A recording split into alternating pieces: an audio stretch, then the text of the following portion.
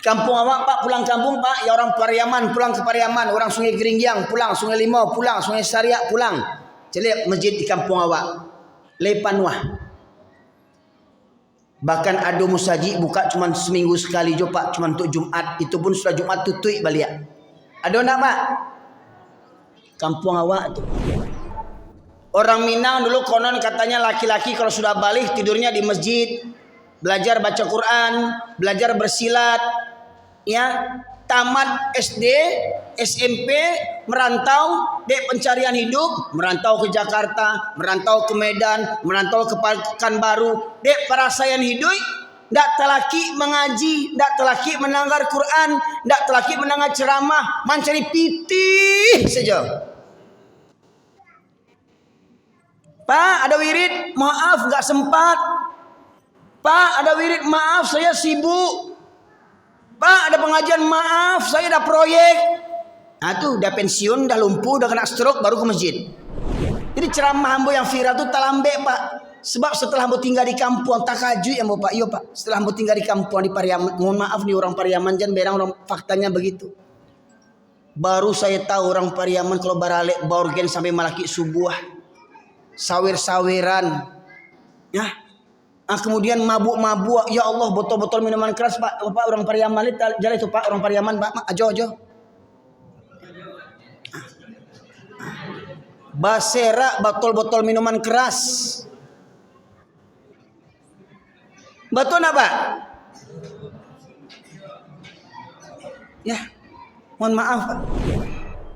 Rumah berdekatan dengan masjid. Terdengar azan, Allahu Akbar, Allahu Akbar. Bertetangga dengan masjid rumahnya, ibarat tinggal melompat jo lagi sampai ke masjid. Indah jo barangkek lai, basi pakak telinganya. Dekat masjid rumahnya, tidak mampu berangkat ke masjid, basi pakak. Batu lebih kareh daripada batu tak nyoleh Bapak sekalian. Batu sar karehna kaji, yo terlambek kaji kareh ko. Terlambek kaji ko, makanya makin kareh hati itu. Maksudnya dari dulu menengah kaji ko. Ah tuh terlambek mengundang ambo kemari ko. Mohon maaf, kadang masuk waktu sholat, kadang mohon maaf Pak, anjangnya di kabeknya di pagam saji tuh. Anjangnya di kabek di pagam saji. Dengan sholat orang azan, Allahu Akbar, Allahu Akbar. Kalau anjing tuh ya nak sholatnya anjing tuh. Kalau anjing sama saji tentu di bungkang orang. Yang punya anjing kamanya. Yang punya anjing kamanya. Tidak jago saji. Kalau anjing nak saji wajar, anjing tuh sejak kecil tidak diajar sembayangnya. Yang punya anjing pun nak ngerti kok. Mohon maaf Pak. Mohon maaf Pak Buburu ya, Pak Porbi, mohon maaf Pak ya. Nih di YouTube nih saya sampaikan nih. Sampai katanya ada yang kamu minta hembo, kamu hajar hembo di jalan. Pintelah kok ya talo.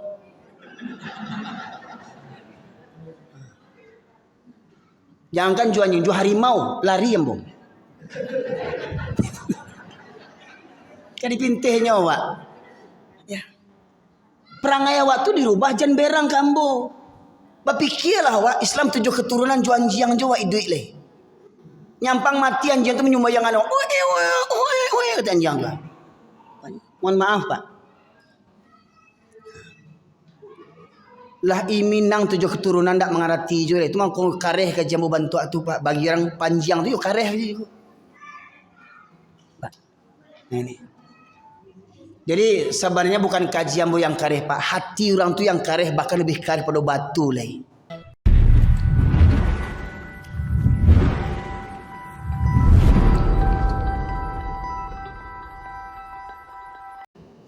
Dengan menyampaikan firman Allah surat Al-Furqan surat yang ke-25 ayat yang ke-30. Allah berfirman, a'udzubillahi minasyaitonir rajim. Wa qala ar-rasul ya rabbi inna qaumi ittakhadhu وقال الرسول يا رب إن قوم اتخذوا هذا القرآن مهجورا. 1400 tahun yang lalu ketika Rasulullah masih hidup, Allah rekam dalam firman-Nya kegundahan Rasulullah, kerisauan Rasulullah, kegelisahan Rasulullah, kegalauan Rasulullah. Allah ungkapkan di dalam Al-Quran, di mana Rasulullah pernah curhat kepada Allah. Allah berfirman berkaitan tentang ungkapan Rasulullah, wahai Rabbku, sesungguhnya kaumku menjadikan Al-Quran ini sesuatu yang diabaikan. Kaumku tidak peduli dengan Al-Quran. Maka kalau kita melihat dalam tafsir Ibnu Katsir, Bapak Ibu sekalian, ada beberapa bentuk ketidakpedulian kaum muslimin khususnya terhadap Al-Quran. Yang pertama, masih banyak kaum muslimin yang tak pandai baca Quran. Bahkan setelah penelitian dari Kementerian Agama, ada sekitar 70% kaum muslimin yang tak pandai baca Quran. Bayangkan, 90% lebih kaum muslimin di Indonesia, 70%-nya banyak yang tak pandai baca Quran. Bagaimana mungkin? Itu yang pertama, masih banyak kaum muslimin yang tak pandai baca Quran. Yang kedua, ada yang pandai baca Quran tapi malas membacanya. Kalau kita tanya kepada diri kita dalam seumur hidup kita, berapa kali kita sudah khatam Quran? Rutin dari Al-Fatihah sampai kepada surat An-Nas. Dalam seumur kita balik mulai daripada 15 tahun sampai hari ini, sudah berapa kali kita khatam Al-Quran? Yang ketiga, ada yang rajin baca Quran tapi tidak tahu artinya. Lah ini Quran ini berbahasa Arab, Bapak Ibu sekalian, dan kita ini bukan orang Arab. Sementara kita tahu Al-Quran ini hudal linnas wa bayyinatin minal huda wal furqan. Quran ini petunjuk bagi manusia. Bagaimana Al-Quran akan menjadi petunjuk kalau kita tidak tahu artinya? Bukan begitu Bapak Ibu sekalian? Bagaimana kita akan menjadikan Al-Quran sebagai petunjuk kalau kita tidak tahu artinya? Tak ubahnya kita ini seperti burung beo.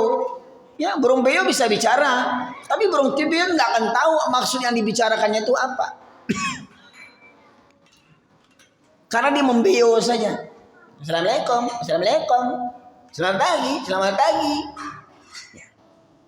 Ada di antara kita yang rajin baca Quran tapi tidak tahu isinya. Maka Bapak sekalian, termasuk hal yang diwajibkan ketika kita membaca Al-Quran juga kita iringi membaca terjemahannya agar Al-Quran ini menjadi pedoman dan petunjuk bagi kita. Kemudian berikutnya ada yang tahu artinya tapi tak paham maksudnya. Berbeda antara arti dengan maksud. Maksud itu perlu penjabaran, perlu uraian.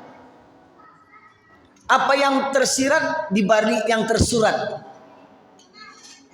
Ya. Tahu artinya tapi tak paham maksudnya. Berikutnya ada yang tahu maksudnya tapi tak mengamalkan isinya.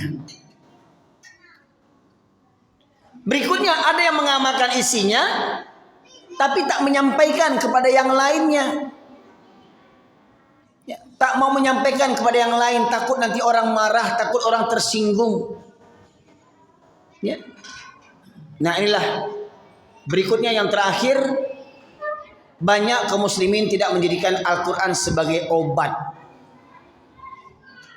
Ketahuilah para ulama, di antaranya Imam Syafi'i, kalau beliau sakit, beliau ambil air putih ya dalam wadah, dalam gelas, beliau baca Al-Fatihah saja. Dalam hitungan 3, 5, 7 dibaca Al-Fatihah, beliau hembuskan. Baca Al-Fatihah, beliau hembuskan dan beliau minum. Dan atas kehendak Allah, penyakit beliau disembuhkan, diangkat oleh Allah Subhanahu wa taala. Di antara kita, adakah kita menjadikan Al-Quran sebagai obat? Sayangnya banyak dan kita menjadikan Al-Quran sebagai jimat. Nah, Kita pun bukan menjadikan Al-Quran sebagai obat, tapi Al-Quran sebagai jimat. Gimana supaya dapat pelaris, gimana supaya dapat pemanis, pemikat, gimana supaya dapat ya jabatan, ya, gimana supaya kebal, joladi yang bisa makan paku. Kalau gulai paku acok itu makan. Ya. Makanya terheran-heran orang Jawa tuh, orang Minang hebat ya. Paku dimakan. Orang Minang. Ya. Paku dimakan. Ya. Pas dia tengok, iki to pakune. Iki na pakis Mas, iki orang paku iki. Ya, mantap. Ya ketahuan. Rupanya gulai pakis. Nah, Bapak sekalian rahmati oleh Allah. Kalau ada yang mengatakan ceramah saya keras, maka mari kita dengar apa yang keras sebenarnya. Tolong Ustaz, dibuka surat Al-Hadid, surat ke-57, ayat yang ke-16. Sengaja saya meminta hanya dibacakan terjemahan saja, dengan tidak mengurangi rasa keagungan Al-Quran. Dan saya yakin kita semuanya sudah membaca Al-Quran, namun banyak di antara kita yang jarang membaca terjemahan Al-Quran. Silakan Ustaz. Ayat 16. Belum tibakah waktunya bagi orang-orang yang beriman untuk secara khusyuk mengingat Allah dan memenuhi dan mematuhi kebenaran yang telah diwahyukan kepada mereka? Ya, sebentar. Alam ya'ni lil ladzina amanu an tahsha'a qulubuhum li dzikrillah wa ma nazala minal haqq.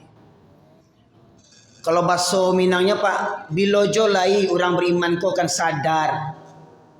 Bilojo lai orang Minang kau akan bertobat. Kapan juga lagi? Berapa umur kita?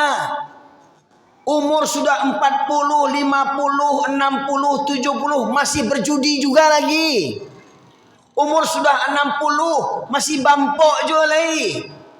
Umur sudah 50 sholat seminggu sekali juga lagi. Umur sudah 60 kau jadi pejabat, kau jadi presiden, nonton pornografi juga lagi. Kapan jo lagi? Bila lagi kau tobat? Bila lagi kau sadar? Itu kalau bahasa awaknya Pak. Islamlah 7 keturunan, sholat seminggu sekali. Islam 7 keturunan, baca Quran maleh ndak pandai baca Quran. Kalau karaoke ndak tanggung santiang. Ya. Petatah petitih ndak tanggung santiang, petatah petitih lunak gigi itu petatah petitih itu Pak. Baca Quran tabi paluah. Bilo jolai kalau bahasa awaknya, bahasa Minangnya. Ya. Bagi orang-orang yang beriman agar tunduk hati mereka. Di antaranya kita tahu setelah kita mengucapkan 2 kalimat syahadat dalam rukun Islam, kewajiban yang kedua adalah mendirikan sholat. Bagaimana mungkin ada orang Islam 7 keturunan sholat kapan maunya saja? Udah jadi laki orang, lah jadi ayah orang. Jadi orang Minang yang punya falsafah adat bersenikan sarak bersenikan kitabullah, sarak mengata adat memakai, sarak mengata adat memakai Pak. Kalau menurut pepatah ini sarak mengata adat memakai maknanya apa? Adat orang Minang itu sangat sesuai sumbernya daripada syariat Islam. Jadi kalau memang adat orang Minang itu sumbernya syariat Islam, saya yakin akan penuh masjid ini oleh laki-laki Minangkabau. Kampung awak Pak, pulang kampung Pak, ya orang Pariaman pulang ke Pariaman, orang Sungai Geringyang pulang, Sungai Limau pulang, Sungai Syariat pulang. Jadi masjid di kampung awak Lepanwah. Bahkan ada musaji buka cuma seminggu sekali jo Pak, cuma untuk Jumat, itu pun sudah Jumat tutui balik. Ada nak Pak? Kampung awak tu. Jadi mohon maaf sana orang Pariaman, Ustaz kok baburuk-burukan kampung awak. Memang betul nyatonya kampung awak. Bagaimana mungkin masjid kok seminggu sekali buka? Balamang-lamang baru rami. Gunanya untuk balamang-lamang musaji itu. Ya. Ini. Allah ingatkan kepada orang yang beriman untuk tunduk hati mereka.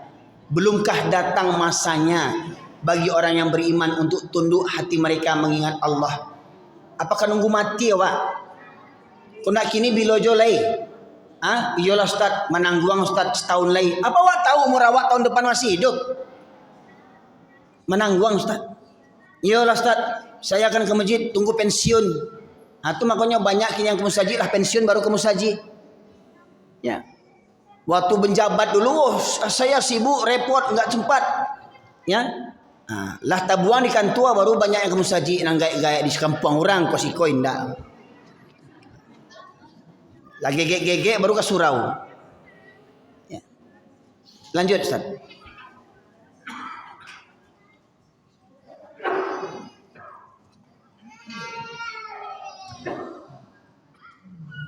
Dan janganlah mereka berlaku seperti orang-orang yang telah menerima kitab sebelum itu.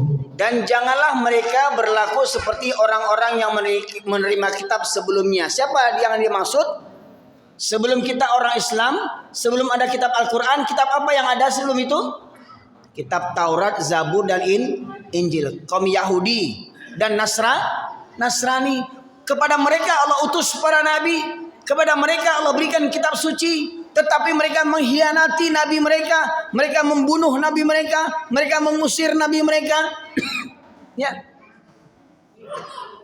Dan mereka rubah-rubah ayat Al-Quran, ayat-ayat suci mereka, kitab Taurat, Zabur, Injil mereka oleh ulama-ulama mereka. Mereka rubah ayat-ayat kitab suci dan mereka katakan ini dari Allah.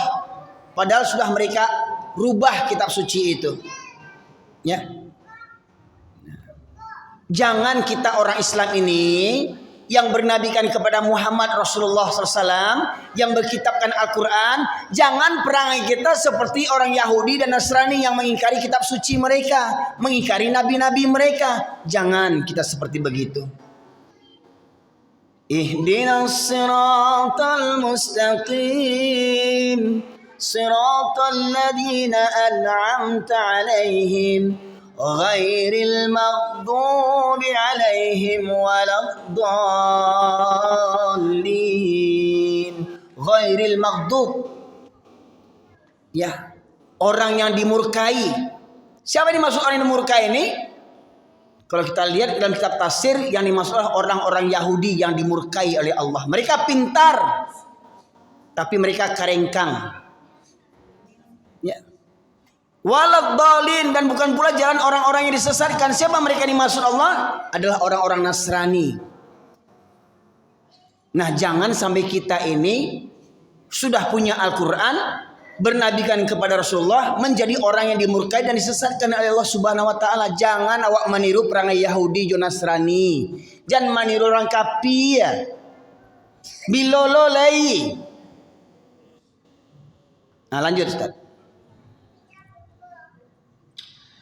Kemudian mereka melalui masa-masa yang panjang sehingga hati mereka menjadi keras, dan banyak di antara mereka menjadi orang-orang fasik. Dan mereka melalui masa yang panjang hingga hati mereka menjadi keras. Maknanya apa? Kita dulu kecil-kecil belajar baca Quran. Orang Minang dulu konon katanya laki-laki kalau sudah balik tidurnya di masjid, belajar baca Quran, belajar bersilat. Ya, tamat SD, SMP, merantau, dek pencarian hidup, merantau ke Jakarta, merantau ke Medan, merantau ke Pekanbaru, dek perasaan hidup. Ndak telaki mengaji, ndak telaki menanggar Quran, ndak telaki menanggar ceramah, mencari pitih saja. Pak, ada wirid, maaf nggak sempat. Pak, ada wirid, maaf saya sibuk. Pak, ada pengajian, maaf saya ada proyek. Nah tuh, udah pensiun, udah lumpuh, udah kena stroke, baru ke masjid.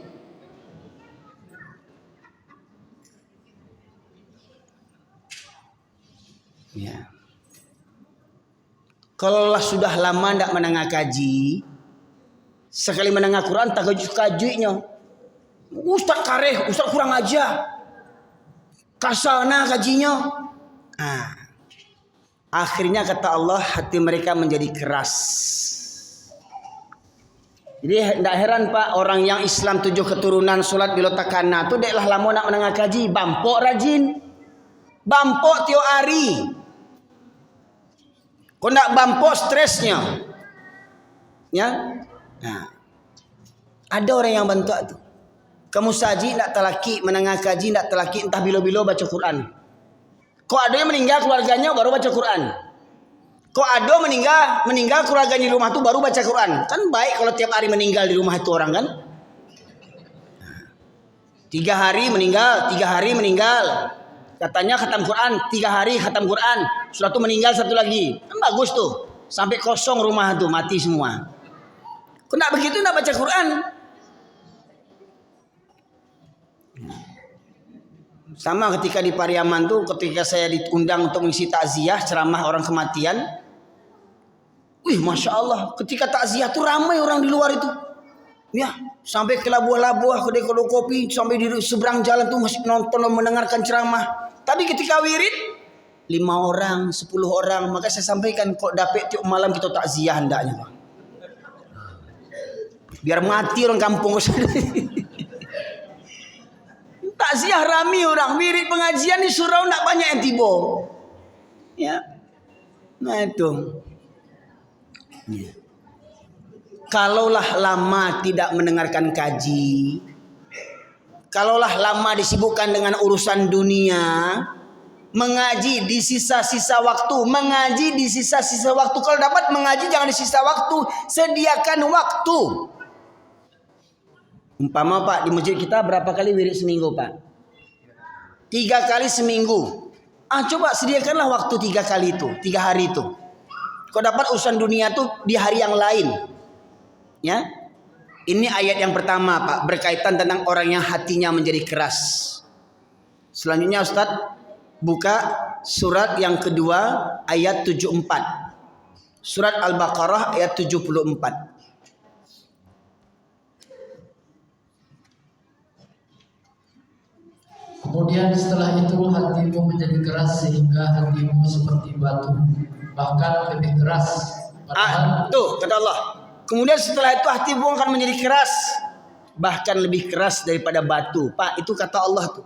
Ternyata hati manusia yang kononnya lunak, hati yang aslinya hati kau lunak, bisa didabiah jo pisau, ya, nggak tahan dengan tekanan. Umpama misalkan orang tabrakan tertahan dia dengan setir, meninggal bisa begitu karena lunaknya hatinya. Tetapi hati itu ternyata kata Allah, ya, secara kasat mata ternyata hati itu bisa lebih keras daripada batu. Lanjut. Padahal dari batu-batu itu pasti ada sungai-sungai yang airnya memancar daripadanya. Ada pula yang terbelah lalu keluarlah mata air darinya. Dan ada pula yang meluncur jatuh karena takut kepada Allah. Dan ternyata ada batu yang meluncur jatuh karena takut kepada Allah. Pak, ternyata batu yang sangka kita itu benda mati, ternyata Allah menjelaskan ada batu, bahkan banyak batu yang jatuh karena takut karena Allah. Batu saja takut kepada Allah. Manusia ada yang tidak takut sama Allah. Ada manusia yang tidak takut ke Allah, semua dengan sembahyang santai je. Yang penting awak bisa makan. Kok sedar makan Pak, baru di kampung ambo makan jo, ndak sembahyang baru waktu tu. Makan jo nya. Pandai lo merokok baru waktu tu. Kalau sekedar makan saja, baru di kampung ambo tu makan jo nya.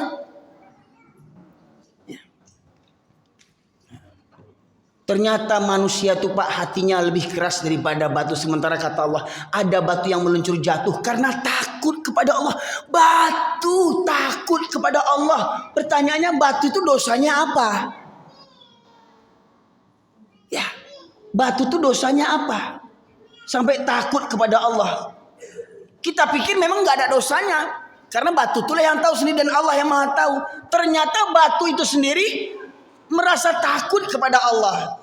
Tapi ada manusia yang sampai hari ini tidak takut juga kepada Allah. Itu hati mereka keras seperti batu.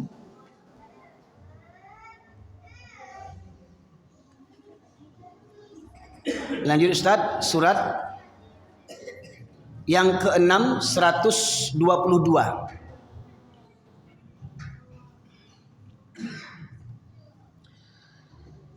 Dan apakah orang-orang yang sudah mati lalu kami hidupkan dan kami beri dia cahaya yang membuatnya dapat berjalan di tengah-tengah orang banyak?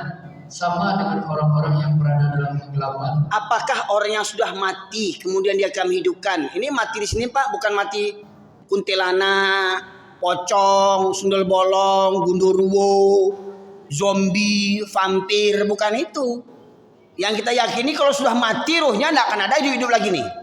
Jangan bayangkan yang udah mati itu nanti jadi pocong. Ini kebanyakan nonton sinetron kita, kebanyakan nonton film Suzana dulu. Suzana, sundel bolong.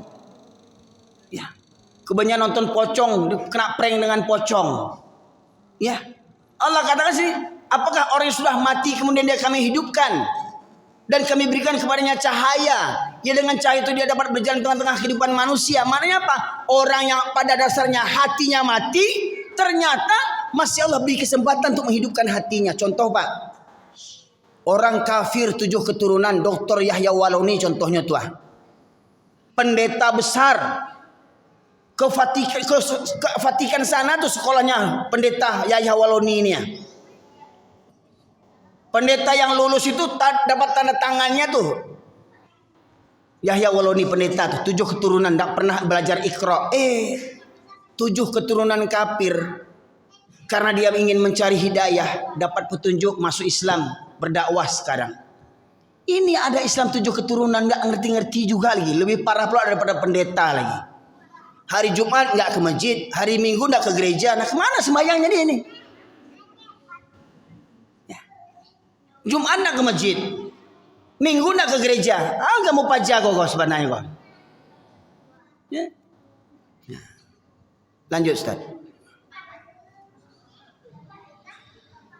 Sehingga dia tidak dapat keluar dari sana. Demikianlah dijadikan terasa indah bagi orang-orang kafir terhadap apa yang mereka kerjakan. Allah jadikan terasa indah bagi perbuatan orang-orang kafir itu. Orang yang berada dalam gelap gulita, ya. Bayangan Pak, di tengah hari siang bolong ini ada orang seperti gelap gulita, tidak tahu mana yang halal, mana yang haram. Itu maksudnya Pak. Wanita di tengah-tengah hari ini masih ada wanita Islam yang tidak berjilbab keluar rumahnya, santai membuka auratnya. Atau dia berjilbab tapi celananya celana yang sempit, celana legin. Pakai kerudung tapi celana legin. Coba Bu, celana legin itu suruh bapak yang pakai, gimana bentuknya? Gemoy nak, seksi nak. Ada. Ya. Suruh apa-apa pakai serawal legin ibu itu, apa bentuknya? Kekar nak. Menggoda nak, ya menggoda kali sipak. Mencari kambing jantan, kambing bendot itu seruduknya tuh. Ini kok perempuan yang pakai celana legin, itu niatnya apa? Islam 7 keturunan, orang Minang tapi tidak berjilbab. Mengaku orang Minang tuh. Tuh inang-inang sase itu namanya itu. Mohon maaf Bapak Ibu sekalian. Jadi orang yang sudah jauh daripada Al-Quran, ibarat mereka berada dalam gelap gulita, tidak tahu jalan. Main seruduk, main raba-raba aja. Tuh aduh tuh sakit, tuh aduh sakit. Ya, tidak tahu jalan. Maka Al-Quran ini sebagai pedoman, sebagai petunjuk. Maka nama lain dari Al-Quran adalah An-Nur, cahaya. Orang yang tidak berinteraksi dengan Al-Quran, maka dia berada dalam kegelapan. Tidak tahu mana yang jalan yang benar, mana yang jalan yang lurus. Karena mereka sudah menjauhkan diri daripada Al-Quran. Jadi Pak, dia itu makanya kareh kajian boh, kok ada orang Islam 7 keturunan tidak mengarati jolai. Seperti mana saya katakan Pak Ibu sekalian, kita sepakati solat hukumnya wajib. Orang sakit saja wajib solat. Tidak bisa berdiri duduk, tidak bisa duduk berbaring. Berbaring tidak bisa mengangkat tangan dengan isyarat, tetap wajib solat. Betul Pak Ibu? Betul? Tetapi anak daro jomara pulai betul barale bara banyak yang solat. Lebih banyak yang tak solat anak daro jomara pulai itu keselawat gencu ko calak ko suntiang. Siapa nyuruh kau pakai suntiang? Dia itu tinggal solat. Para lulus suntiang bersolat lagi. Batu Ustaz kasana gaji sar kareh mana itu dia boleh hati walah kareh jadi seperti batu. Berikutnya Ustaz surat ke-7 ayat 179.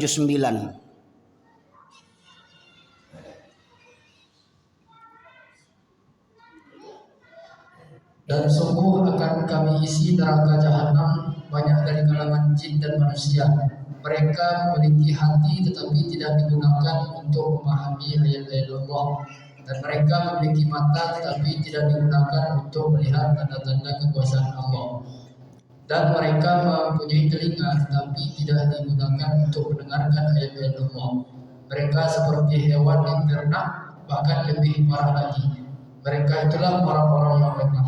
وَلَقَدْ ذَرَأْنَا لِجَهَنَّمَ كَثِيرًا مِنَ الْجِنِّ وَالْإِنسِ لَهُمْ قُلُوبٌ لَا يَفْقَهُونَ بِهَا وَلَهُمْ أَعْيُنٌ لَا يُبْصِرُونَ بِهَا وَلَهُمْ آذَانٌ لَا يَسْمَعُونَ بِهَا أُولَئِكَ كَالْأَنْعَامِ بَلْ هُمْ أَضَلُّ Ulaika humul ghafilun. Dan sungguh akan kami penuhkan neraka jahanam, kata Allah, banyak dari kalangan jin dan manusia yang memenuhi neraka jahanam. Siapa di antara manusia yang memenuhi neraka jahanam? Lahum qulubun la yafqahuna biha. Mereka yang punya hati tetapi tidak ada merasa takut kepada Allah dalam berbuat maksiat, tidak takut berbuat maksiat. Hati punya, tidak takut kepada Allah, tidak takut dengan azab Allah, tidak takut dengan siksa Allah, tidak takut dengan murka Allah, tidak takut dengan neraka Allah. Punya hati, tapi tidak takut.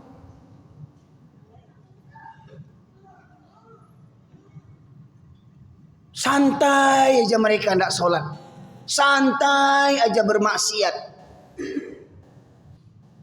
Punya hati, tidak ada takut ke Allah. Walahum a'yunun la yubsiruna biha. Mereka punya mata tetapi tidak digunakan untuk melihat tanda-tanda kebesaran Allah. Gunung tanda kebesaran Allah, laut tanda kebesaran Allah, bumi tanda kebesaran Allah, alam semesta tanda kebesaran Allah. Kun fayakun kata Allah, gempa bumi ba jadinya. Kun fayakun kata Allah, tsunami. Kun fayakun likuifaksi. Mungkin kita pertama mendengar tsunami itu di Aceh 2004. Gempa bumi, tsunami, 8 negara kena imbasnya. 2004, 2009 Sumatera Barat, Padang, Kota Padang dengan Padang Pariaman terkena gempa 2009. Berikutnya di Donggala, Palu, gempa bumi, tsunami, likuifaksi. Apa likuifaksi itu Pak Ibu? Tanah tuh berjalan tanah tuh, rontok tanah tuh, likuifaksi itu. Letakkan Bu Pak, likuifaksi di Donggala dulu, ya, berjalan rumah tuh, tunggang langgang itu perumahan itu, tower tumbang. Tidakkah kita mengambil pelajaran daripada itu? Kita lihat, Nabi Nuh diperintahkan Allah membuat perahu di bukit. Umpamanya kalau kita kini Nabi Nuh diperintahkan Allah membuat kapal di Jam Gadang. Kecil orang bukit, gila apa jaga mah aja. Tinggal di bukit buat kapal, mengapa jaga kau? Di Pariaman mau buat kapal nak bukit tinggi dah. Di mana kapal ke belayar? Dicemeeh lah Nabi Nuh tu, yo gilo apa jaga mah, andi apa jaga mah. Tapi karena itu perintah Allah, Nabi Nuh kerjakan walau dicemeeh orang. Karena itu kan banyak tuh kak orang awak tukang cemeeh tu. Apalagi orang Minang jago cemeeh. Mohon maaf kok. Mamanya hitam di bawah mak hitam. Ya kan? Mamanya panjang di bawah mak anjang, mak esek, si bele. Ya. Macam-macam gala-gala orang Minang kok, Pak. Ya. Tukang cemeeh. Akhirnya apa? Nabi Nuh tetap buat perahu. Dan kun fayakun, Allah turunkan hujan berhari-hari, tidak tunda berhenti. Dari langit turun hujan, dari bumi keluar air, hingga akhirnya kapal yang di Jam Gadang itu bisa berlayar. Maksudnya apa? Tabanam Nagari itu, Pak. Dari Pariaman, Padang Panjang, Bukit Tinggi, Tabanam berlayar kapal itu. Apa yang tak mungkin bagi Allah? Adakah awak mengambil pelajaran daripada itu? Walahum adanul la yasma'una biha. Mereka punya telinga tetapi tidak digunakan untuk mendengarkan ayat-ayat Allah. Kalau kata pepatah, Pak, masuk telinga kanan, kalau keluar telinga kiri masih mending ada lewatnya. Ini enggak masuk telinga kanan, keluar lagi dari kanan. Mental ya. Kalau kata pepatah masuk telinga kanan, keluar telinga kiri masih mending numpang lewat. Ini enggak, dari kanan keluar lagi dari kanan.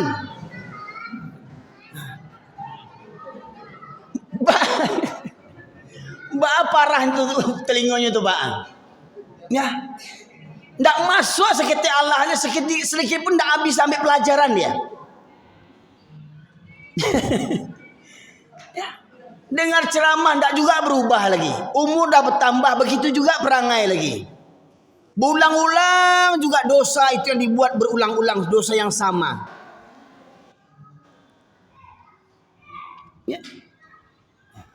Punya telinga. Rumah berdekatan dengan masjid. Terdengar azan, Allahu Akbar, Allahu Akbar. Bertetangga dengan masjid rumahnya, ibarat tinggal melompat jo lagi sampai ke masjid. Indah jo barangkek lai, basi pakak telinganya. Dekat masjid rumahnya, tidak mampu berangkat ke masjid, basi pakak. Batu lebih kareh daripada batu taknya oleh Bapak sekalian. Batu sar karehna kaji, yo terlambek kaji kareh ko.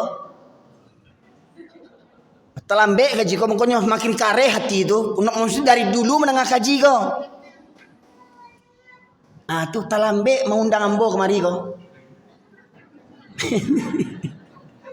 Iya. Jadi ceramah ambo yang viral tu terlambek, Pak.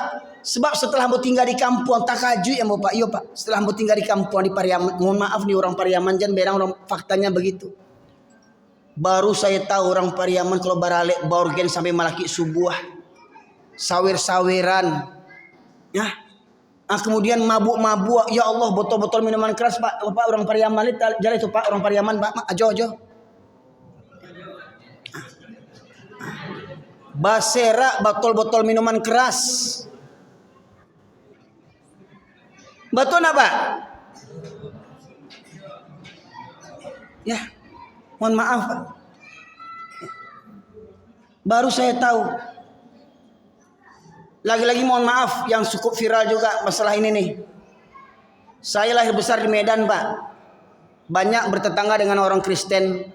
Orang Batak Toba, Batak Karo, Batak Simalungun, Batak Dairi, Balige dan segala macamnya. Tapi tidak pernah saya ketemu di Medan tuh orang-orang goncengan sama anjing, nggak ada di Medan tuh.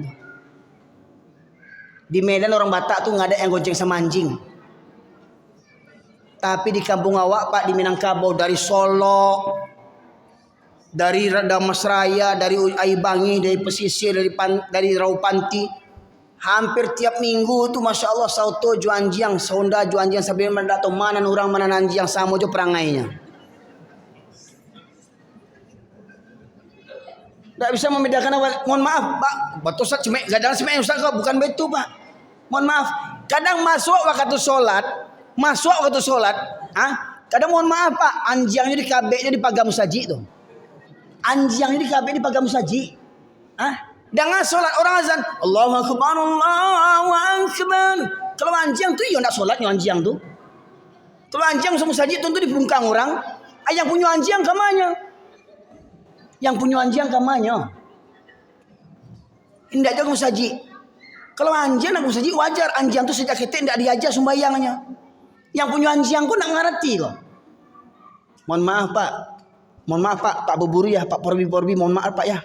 Nih di YouTube nih saya sampaikan nih.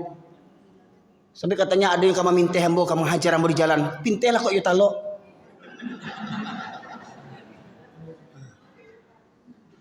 Jangan jual harimau, lari hembo. Kan dipintehnya Wak. Ya. Perangai awak tu dirubah jan berang kambo. Bapikirlah Wak, Islam 7 keturunan juan jiang jawa iduit leh. Nyampang mati anjing tu menyumbayang anu. Kata anjing tu. Mohon maaf Pak. Lah iminang 7 keturunan ndak mengarati juga. Itu mah kong kareh ke jambu bantu tu Pak. Bagi orang panjang tu yo kareh je. Nah, ini. Jadi sebenarnya bukan kajianmu yang kareh Pak, hati orang tu yang kareh, bahkan lebih kareh pada batu lagi. Makanya saya katakan kalau dalam Islam ini betul-betul beriman kepada Allah. Raditu billahi rabba wa bil islami dina wa bi Muhammadin nabiyya wa rasulah. Ridha Allah sebagai Rabb, Islam sebagai agama, Muhammad sebagai nabi, ya. Kemudian kita tidak mengakui ada ilah yang lain selain daripada Allah. Maka niscaya masjid ini kan ramai Pak.